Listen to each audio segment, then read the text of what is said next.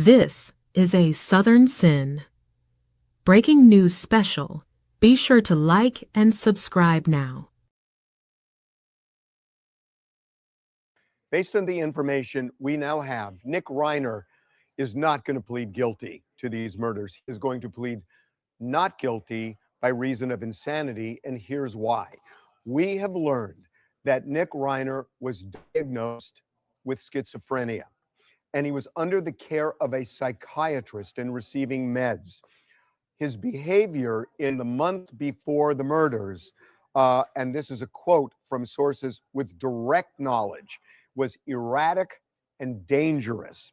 He went to an LA rehab facility in the time before the murders. He had been to a number, but in particular, this one, it specializes in treating mental illness. It's really expensive. It costs $70,000 a month. Lots of rich, powerful parents send their kids to this facility who have mental illness, and Nick was there. In 3 to 4 weeks, and this is so important, in the 3 to 4 weeks leading up to the murders, Nick's medications were changed.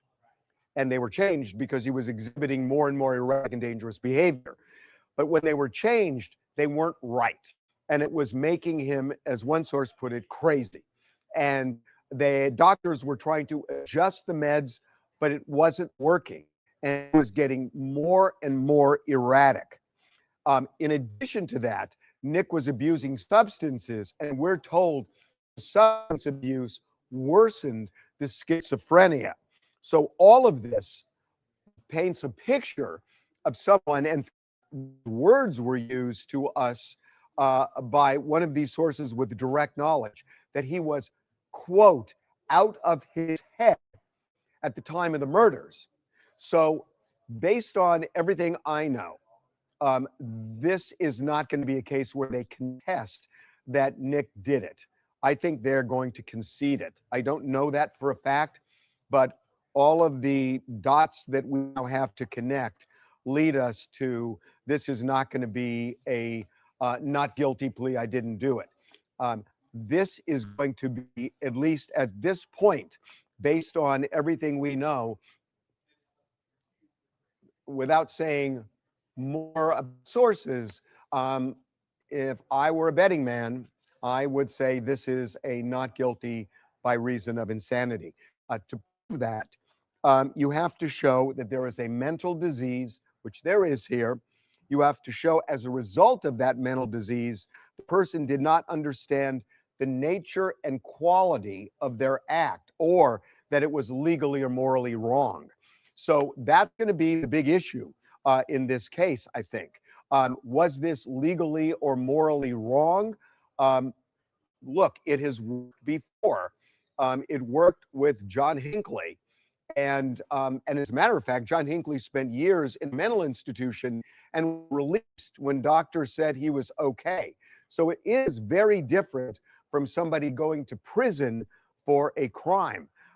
Nick, I don't believe is going to dispute this. I mean, everything we're seeing, I don't think that's going to happen. But is feeling like a real case of where he will plead, at least, not guilty by reason of insanity. That doesn't mean that the jury's going to automatically buy it. But I just told you what the elements are. And if you want to talk about a mental disease, we're told he was diagnosed with schizophrenia. And then the question is, did he understand the nature of what he was doing?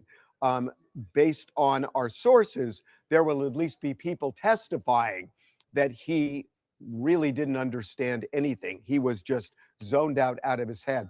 It does kind of also explain his behavior at the Conan O'Brien Christmas party, where, you know, everything we're hearing is that he was just in another world and he was acting strangely, as we reported, got in a big argument with his dad. And this is hours before the murders occurred. But he was erratic, not just that night, but many days before that. So to be determined. Right now, clearly both the defense and the police are working to investigate the circumstances surrounding the murders. and that involves, the murder weapon. It involves misconduct and all. But this increasingly is feeling like a case where the defense will argue not guilty by reason of insanity.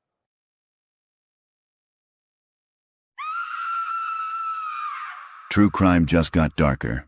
Catch the full episode on the link above. Subscribe to At Southern Sin today and hit the notification bell for more live original episodes Wednesdays at 8 p.m.